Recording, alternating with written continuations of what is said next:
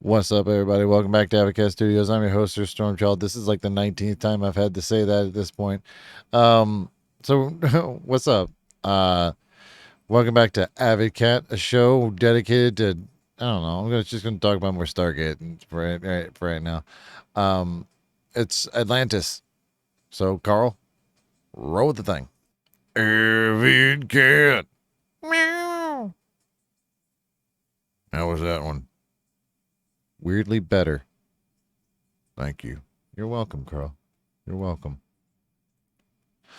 So, okay, Midway. This is a great episode. It's so good. Um, there's gunfire, there's fist fights, there's a self destruct sequence, there's all kinds of crazy whatnot going on in this one. Okay, so to briefly explain how this episode even makes sense, at the end of season 8 and like before that, about season 7, there were 6 7 sounds about right. um they were getting hints that there was this mythical city of Atlantis, of course, but you know what I mean. But like how to where it actually was. So when they started off this series, um they actually found Atlantis as it is, and it's this giant bubble dome city.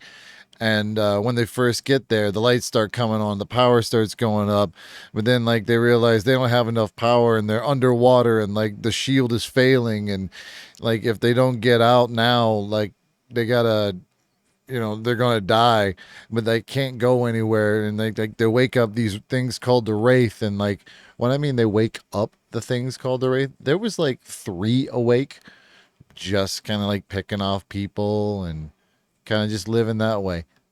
They killed like the guardian of it, and she woke them all up. These are wraith creatures. Um, I say creatures because they're kind of like vampires essentially.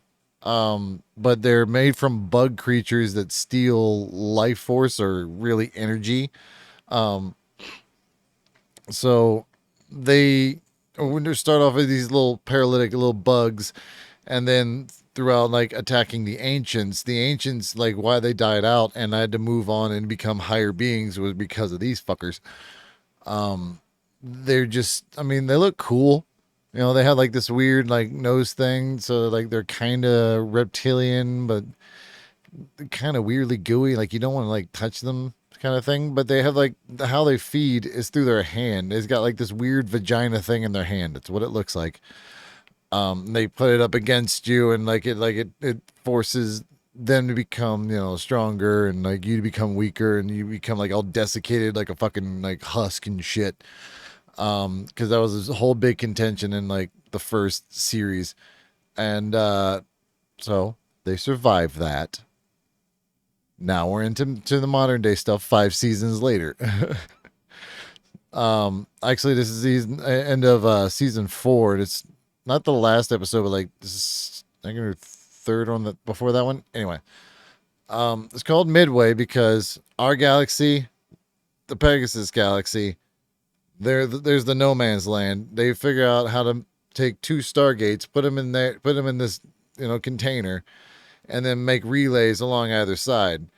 And you can have the Stargate. You can have two Stargates next to each other. You can have them on the same planet, but you can't use one if the other is active. That makes sense. Like it's trying to dial the same phone number twice. From the same address, it won't do that. It's complicated. Stupid quantum wormhole physics. Anyway, this entire episode, with all of that said, is about how to stay calm during an interview. That's that's the plot. Everything else just kind of goes into it. It's awesome. You got this dude who's the IOA guy, Ronan Dex, aka Aquaman. He's supposed to go in this interview with him, and the guy's like notorious for being just a dick. And Ronan, admittedly, has kind of an anger issue. He's kind of like a rabid dog. I mean, you play with him nice enough and he's cool, but He's kind of a dick. He's a great character. He's like the last warrior from this planet called Satita, and the Wraith took him over, and then they implanted a chip in the back of his head, who he tried to gouge out himself, but he keeps like passing out before he can get it. And I think they were called runners. That's how they met him, and he's got this like awesome gun that everybody wants because it's like a hand cannon. It's like, you know, fuck a 50 cal. Like this thing is a real cannon. It's awesome.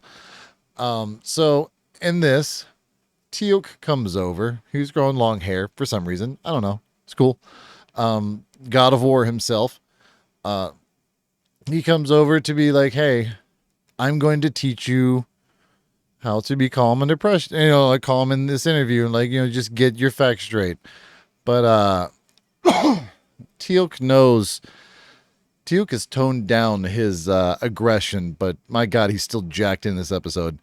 So they famously don't get along. Well, Teal'c is just like, yo, what the hell? And Rona's just like, what's up, bro? What's up? What's up? And then they fight it out, and then they're bros. And then they go to Midway to go meet the IOA guy who is on Earth. And the Wraith use this device that you see here. They use that. They jack into the actual their relay system, and then they get put into Midway. Then, because they took over Midway, they move on to Earth and waiting for their second wave to get all set up and whatnot.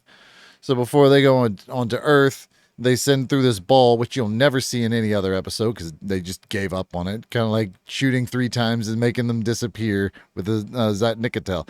They just kind of give up on certain shit. Anyway, they send through this ball that goes doosh, and, you know, like wipes out like everybody in the SGC. Well, it knocks them out. They're unconscious. So they just kind of waltz on in, and Ronan, Dex, and Teal'c they've gotten guns. They're like trying to fight back.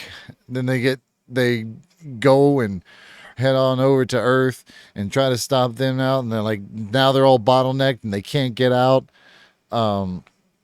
Is now in a lockdown.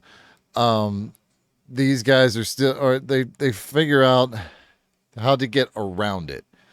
You know, like the smart dudes on like in Pegasus Galaxy. I don't know if I'm doing like Earth and then just go with the stupid hand motions that like apparently I'm doing. Anyway, they from one thing, they find out how to get there, and then like they send their people in, and then there's a whole bunch of people in the Midway, and there's a whole bunch of fucking gunfire going on. And then Numbnuts, one of the guys, Kavanaugh, he's a douchebag. No one likes him in the story. He's this guy. He's a real fucking douchebag. I hate him so much. He's a great, whoever the actor is, he's like playing him fucking great, like Ronnie Cox in these episodes as Senator Kinsey. Anyway, he accidentally sets off the auto destruct sequence. Now, the base is about to be blown up. They're about to be blown up because this dude called in the military, and it's like, oh God. And like, there's so much tension in this episode.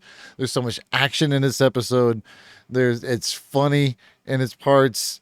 The choreography for the fight scenes is incredible.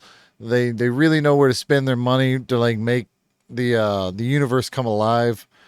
I think you can probably watch like no other episode and you could still be fucking entertained by this one. That's for sure. It has a beginning, middle, and end. Finally, they rescue the IOA guy who was called in the military, and like Teal'c is getting pinned down, and Ronan's about to be he has to make a decision whether to deal with this IOA dickhead who's been screaming at him, telling like, we got to get to a radio, we got to do this, or go help Teal'c, who's getting overrun by Wraith and about to be fucking killed. And the IOA goes like, no, we got to get out of here. He's like, you can get out of here. I'm going to go help my homie. So he does. Everybody's all happy. That guy realizes, hey, I'm a dick. They go into the interview thing, the whole interview process. And then they're like, yeah, thank you. Basically, you know, like it was like a kind of like a loyalty interview kind of thing, because the IOA does weird shit. There's another dude, Woolsey, who is technically his predecessor, and he takes over at the end of season 5, or in season 5, when they actually brought it back home. This show needed one more season, and this season, Sam Carter, who is now a full bird colonel, I believe. She's now in command of the SGC and has been like this whole entire season. That's her right there. And it's really good. They have like, this is like good design.